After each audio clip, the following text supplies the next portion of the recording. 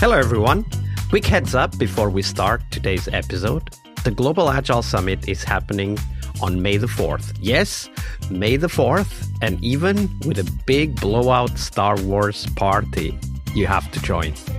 It will be online, and it's, like always, free to attend. We have 4 tracks this year that I'm really excited about, and I think you will too. Stick around to the end of the episode to know what they are. If you want to check it out already now, you can check it out at bit.ly/Global Agile 26. That's the numerals 2 and 6 at the end. So one more time, that's bit.ly/Global Agile 26.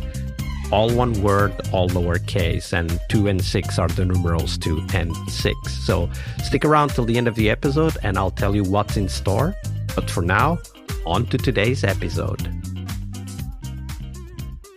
Hello, everybody. It is Thursday here on the podcast. This week we have with us Peter Merel. Hey, Peter. Welcome back. Hey, Vasco. It's a pleasure to be here again. Likewise. And we had a great conversation yesterday about throughput accounting and being scientific about our work. So the next question is definitely in that line. We'll talk about success in a minute, and there will be some science involved, I'm sure. But first, the core cycle or loop of being scientific is learning from experience. And that's what we try to do in Agile Retrospective. So I want to know, what's your favorite Agile Retrospective and why? So in Xscale, we have a structure we call the Camelot model. And it's not that different from a lot of other models, but it takes advantage of a technique that was kind of forgotten or lost after some of the early Toyota production system manufacturing breakthroughs. And it's a technique called a quality circle. So the idea is very simple. Let's say that we have teams of 6 people. I'm going to pick that relatively arbitrarily. It's a whole bunch of stuff from Dunbar that explains why that's an ideal number, and I'm not going to go there. Let's say it's 6 people. We've got a number of these teams. Why do we only have retrospectives inside a single team? How is learning going to flow from one team to another? Well, we can have big all hands meetings, we do workshops, we can do open spaces, and it's all slow. It would be really good if learning could flow continuously across the fabric of teams throughout our swarm or throughout our organization. How can we do that?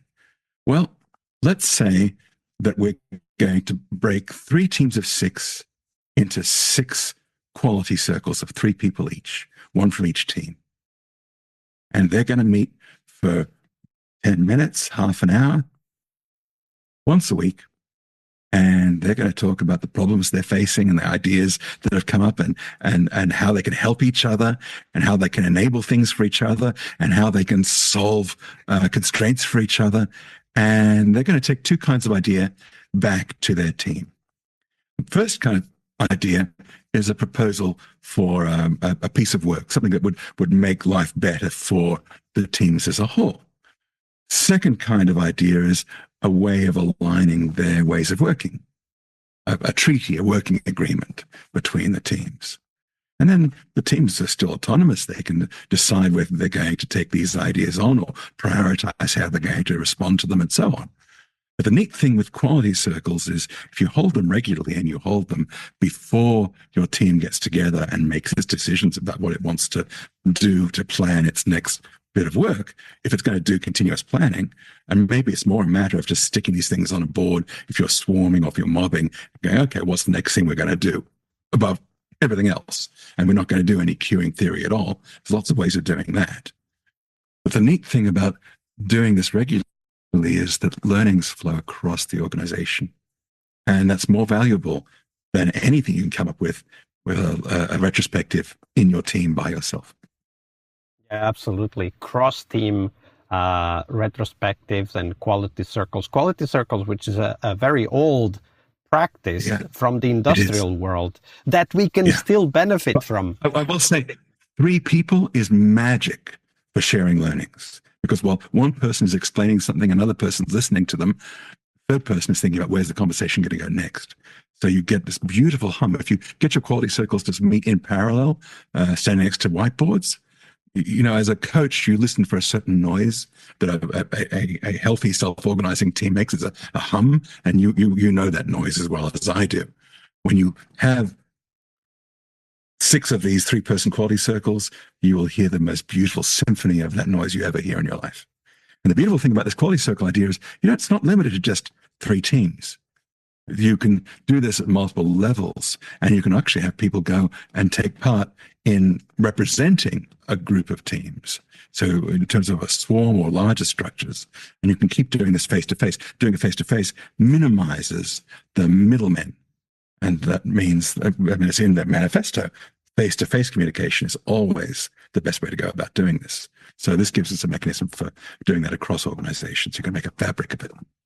We'll put the link in the show notes for people to go and check out quality circles.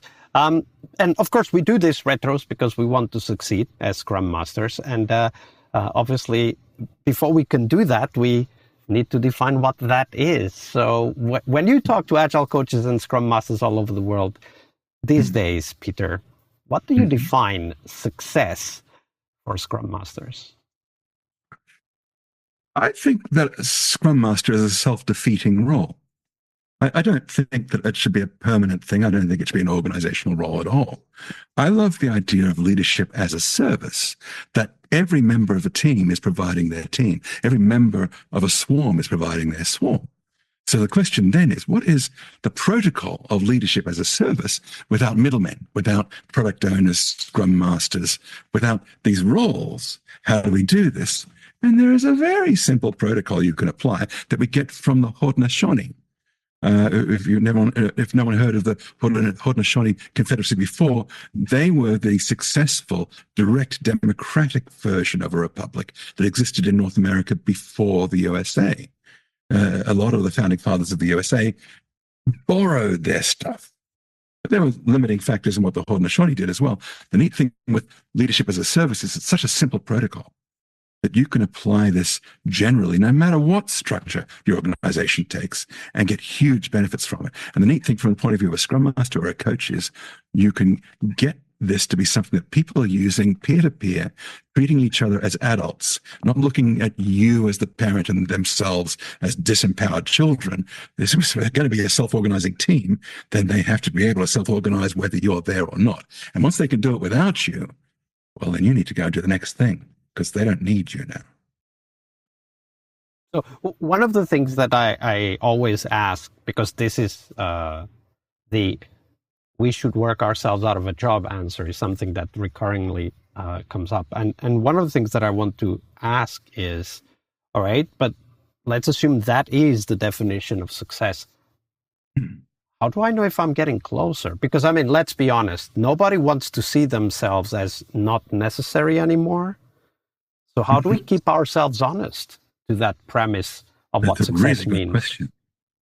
So I mentioned that this leadership as a service is a protocol, and we'll include that protocol in the show notes. But if I can do these things quickly, if I can make that steel thread of alignment happen, then my next job is to grow it. How do I grow it? Well, I'll split it in 2, and I will backfill with the next most progressive people in the organization, because I always want to start with the most progressive people. I can find them with an open space. So the neat thing about leveraging this idea of growing capability is that now I always have a next thing to do. I always have more challenges until I have transformed the organization as a whole. Or at that point, obviously, the organization doesn't need me. That's great. That's a wonderful thing to have on your resume. But the neat thing about doing these little engagements, these little change actions, is that you can make people happy in let's say, an 8 to 12 week period, and get a really good reference internal to the organization. People will recommend you to the people they trust. Hey, this guy solved a problem for me. He can solve your problem. That's the kind of stuff that you want. You don't want to be constantly relying on the mercurial boss of bosses for your daily bread. You want to make that person happy, but you want to be able to show them a whole bunch of wins that you were able to get without depending on them. And the neat thing about this idea of growing the capability, growing the new organization outside of the bottom, that is the old organization, is that there's no friction out there. It's like a superconductor for change. And everybody who's involved wants this to work. So when you bring new people in, all you have to tell them is, if you don't like the way you're working with these people you already know and trust, it doesn't depend on me, it depends on your relationships with them. If you don't like that, you can go back to the old organization. It's fine. As long as they're not in a place where they're risking something, they're keen to make it work as well. They want to see this work. It's much better than what used to happen. So you can grow it fast. I did this with a group of 300 in 9 months prior to going into the Commonwealth Bank gig. That was what actually got me that job the second time, and proved that this works. And I was the only change agent there. And I began to think that change agent was itself the wrong way to look at this. What we really want is change participants and change leaders. And what you're doing as a coach or as a Scrum Master, I'm just going to call it the same thing for now. What you're doing is transforming change participants into change leaders. I really like the distributed leadership model. Leadership as a Service sounds like another great bonus episode. So you got 2 in the backlog now, Peter. I hope you have enough time for us to book those. It's going to be a lovely conversation, I'm sure. Thank you for sharing that with us, Peter. No worries, my pleasure. Hi there, friends. Thanks for sticking around till the end of the episode. So let me tell you what's coming. On May 4th, we're running the Global Agile Summit. It will be online, and I want you there. This year, we have 4 tracks, and each one is built around real conversations with practitioners. No slides, no keynote theater, just honest interviews with people doing the work, just like you. The first track is AI in Organizations, where practitioners show what actually works. No hype, just AI that makes your Monday better. Happy Monday, everybody. And then we have the people track, honest conversations about putting humans at the center of how we work and keeping them there. And third is Agile in Construction. And yes, I really mean brick and mortar construction. Lean and Agile actual job sites. Field leaders removing waste, teams transforming how buildings get built. Stay tuned for what I think will be a super track on Agile in Construction. And the fourth track is Agile in Gaming, how game studios ship without burning out. Agile inside the creative pressure cooker. Over the years, we've had more than 12,000 participants since 2017, the time of the first summit organized with the podcast. And this year, we're making it easier than ever to join. You can register for free and get access to the summit sessions live during the event week. That's May 4th to May 6th. Or you can grab the practitioner pass and get immediate access to last year's keynotes from Jürgen Appelo, Gojko Adzic, and Mirete Kangas. Right now, even before the summit starts. So grab your practitioner pass and start learning today. Head on over to bit.ly/Global Agile 26. That's 26, the numerals 2 and 6. Sign up and I'll see you on May the 4th. And one more time, here we go, bit.ly/Global Agile 26. All lowercase, all one word, and 26, that's the numeral 2 and the numeral 6. I'll see you on the conference floor.